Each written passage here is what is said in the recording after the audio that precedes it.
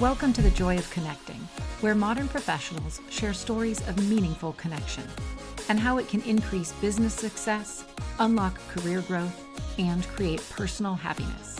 If you like what you hear today, get even more by following the Joy of Connecting on LinkedIn and subscribing to our newsletter that features tips from experts on how to network and connect with more meaning. Welcome back, everyone. Today, you're going to meet someone who I first met sitting on a stage in front of 200 executive women. The amazing Rachel Rozen is here. She is a networking expert, a networking coach. She also is the founder of Connection Catalyst. And the panel that we were on together was about building your network and how that really shapes careers and lives. So she is talking connection every day, all day, and we are glad to have her here. Rachel, say hello, but also tell our audience, what do you do for a living, but who are you passionate about helping? Thanks so much for having me, Melissa. I am, as you mentioned, a networking coach and kind of got into this organically in a way because my last full-time role was chief customer officer at a food tech company. And I left that role 3 years ago. I wasn't sure what I wanted to do next. I had been in hospitality my whole career and then on the tech side of things and didn't want to do either and kind of went into networking to figure out what do I want to do? And so I really want to help people to connect with other people when they're not sure how to go about doing it because I felt Mm, that my network wasn't very wide or very deep. And I was kind of at a loss of even who do I talk to? And I had to just start having conversations. And people often are scared and nervous and have anxiety around it. And I really want to help people that have that anxiousness or it feels icky for them. And how can I help them turn that into sticky relationships? How can they build a rapport with others that they've never had to do that before? yeah. And they know that it's important to them now. And many people don't even realize it's important, but it so much is throughout your entire lifetime, not just when you're looking for a job like I was, but you could be looking for a promotion within your own company or just meeting people within your own company or meeting new friends, especially as adults. We really struggle with that too. Mm. I love that you touch on both kind of the professional aspect of it, but also just the personal human aspect of it. Connection plays a role in all those pieces. Yeah, Um, 100%. well, you told me that you actually have a pretty special story to share with us related to the role that connection plays. We'd love to start out by hearing that. Yeah, absolutely. So my dad was someone that used to say all the time that he had no friends. That was like his ongoing saying. And unfortunately, my dad did pass away almost 10 years ago. And it was a very short battle with lung cancer. He passed away exactly 2 months from the day that he was diagnosed with stage 4 lung cancer. And during the time when he passed, we're Jewish and we sat Shiva, which is 7 days of mourning.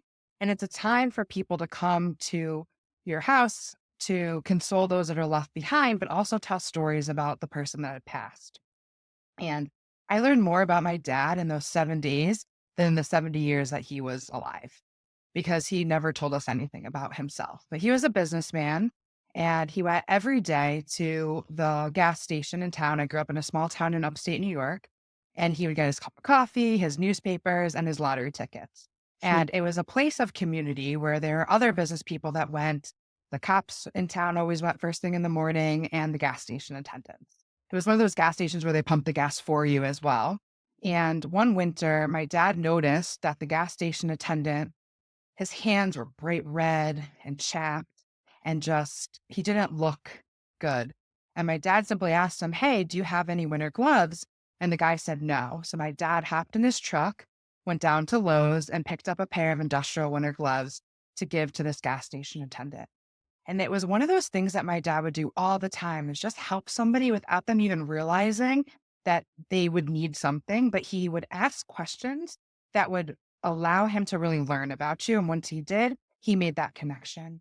And his funeral actually was standing room only. And he would have never have imagined that that would be the case because he said all the time that he had no friends and no one was coming to his funeral. And then the entire room was full because he really was making connections all the time without him even realizing that he was and how many lives that he actually affected. And so I like to say, I really hope for others that their legacy that they leave behind is not only when they leave it behind, like my dad did, that those connections happen. But you can make those connections throughout your lifetime because connections really are what matter. It's about who are you meeting each and every day and how are you helping to affect their life, but also how are they able to affect yours? That is the kind of story that I have been just dying to hear on this show because connection, as we first set out to talk about it, is, for how does it move us toward business or our goals? But really, in the end, our goal is to be that person who has standing room only. When family is sitting Shiva, to have all of those relationships that have been built. And I'm sure, as you said, he was a businessman. It impacted his business. It impacted the people that he met. What a powerful tale that is. And if I had to say, now you're kind of looking back at it from the end of his life, a lot of the people that you work with are kind of approaching it like, I need to get on board. I need to start doing more of that. What would you say is kind of one of your, I bet you have a million pieces of advice, but what is one piece of advice that you might give to someone earlier in that journey so that they end up in a place of such respect and connection that your father built? Yeah. I think the most important thing is just get started. And I took a Peloton class the other day and the instructor said, we're going to get you there. You're just not there yet. And I was like, oh my God, that's so powerful. You may not be there yet, but you're going to get there. And so if you don't start, you're never going to get there. So you have to just get started and you're going to eventually become really good at it. But networking is a muscle that you need to build and it's a skill set that most people don't have.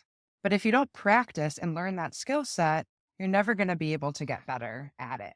So just start having conversations, start making connections, get out of your comfort zone, even if it's just a little bit. And you're like, I'm just going to go to one event a quarter. Then I can do it a one a month. Then maybe it's one a week. And you just keep building upon that to make it easier for you. But if you hate conferences, start with one on ones. If you don't like one on ones, do small groups. But Mhm. find what works for you and just do it until you get more and more comfortable, you can start adding more things on. I like to say that networking isn't a one size fits all. It's what can you figure out that works best for you? You do that the majority of the time. Doesn't mean you never go to conference or you never do a one on one. You just find what works best for you and you do that consistently so Mm. that whatever job you're in, whatever is happening in your life, you're doing it on a regular basis. And yes, it's going to wane and wean just based upon life that happens. But if you don't do it, you're never going to be able to continue to build on those connections over time. I love how you kind of reference the fact that within the scope of networking, which feels like a very broad term, sometimes people only think about those giant events, right? We only think about, oh my God, passing out business cards and schmoozing. But there, you mentioned multiple different ways in which you can network. I want to go down a quick little rabbit hole and just kind of brainstorm those for folks that are listening. So I believe you said big in person events, one on ones, small groups. I'm going to add in what your dad did, which is just being a giver during your day. There's like little Absolutely. bits.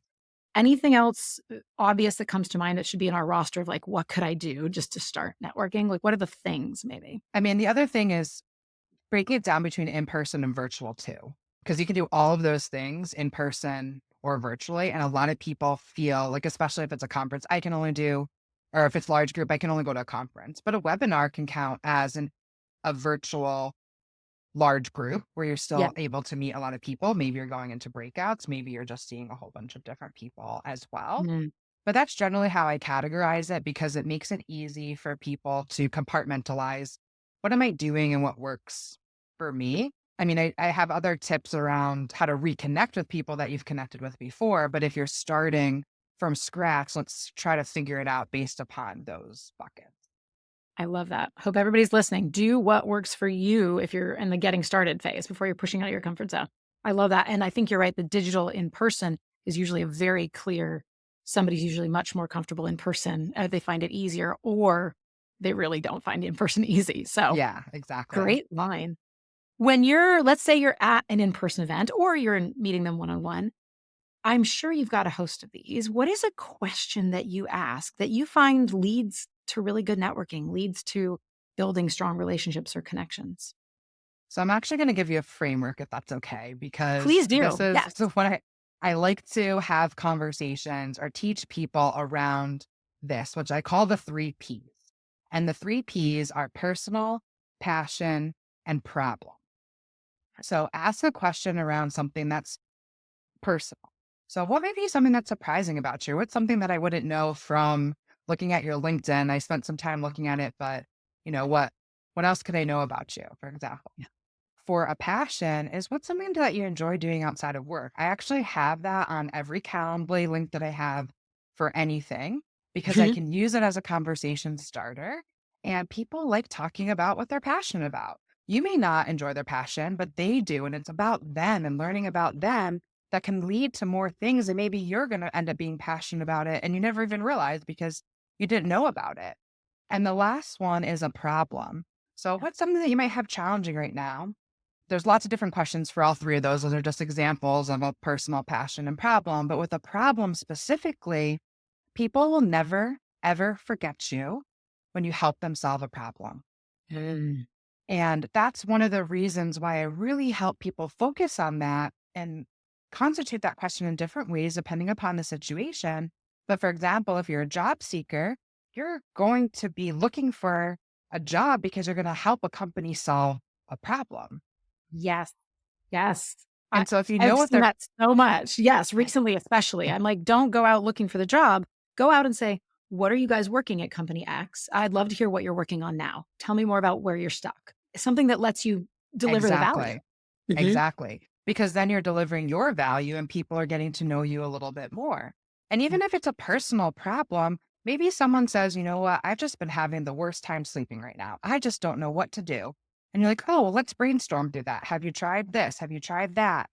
And maybe you're going to give them advice that they never thought of before. So you can go in so many different directions with problems. But if that person gets to sleep now because you help solve their problem, they're like, oh my God, I'm never going to forget you, Melissa. You got me to sleep and now I sleep tremendously. This is the best thing ever.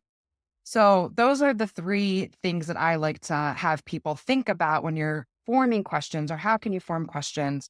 But think about those three P's. So passion, personal, and problem. Fantastic. I love it. That's always something to walk away with from these episodes, and that is super spot on. I feel like everybody should be writing 3 Ps right on their hand whenever they one of the things that I always love to ask is, connections happen in a lot of different places. In our business places, in our friendship circles, there's connections building everywhere. The community is often a time where some of the strongest connections get built in different communities. What's a community that you've seen does a very good job of building connections, of really fostering that? So the two main communities that I'm in are Chief and Pavilion. And I think it really is not necessarily the community creating it, it's the people within the community that's making that happen on both Mhm, sides. And the mhm. reason why I'm in both of those communities and what I like to tell people too is be in at least one that's an affinity to you. So that's what Chief is because it's a women's executive network. And the other one is industry related.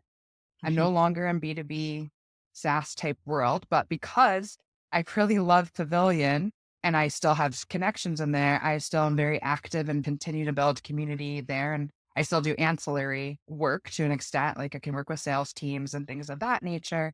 But because Pavilion has done such a good job of building connections, I continue to go back and see people and build connections with people continuously.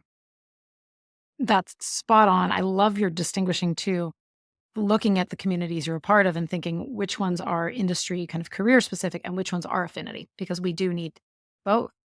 Who in your mind stands out as just another connection pro? Like, you're out there, you're teaching people how to do this. I'd love to know who for you is also an inspiration in this area. Yeah, so another great person is Bailey Hancock. I actually met her through another connection. I feel like connectors always connect connectors, and she is fantastic. She's based in LA and she is like a friendship maker and she helps people make connections and friendships and I just love the work that she does. Oh, that's so marvelous.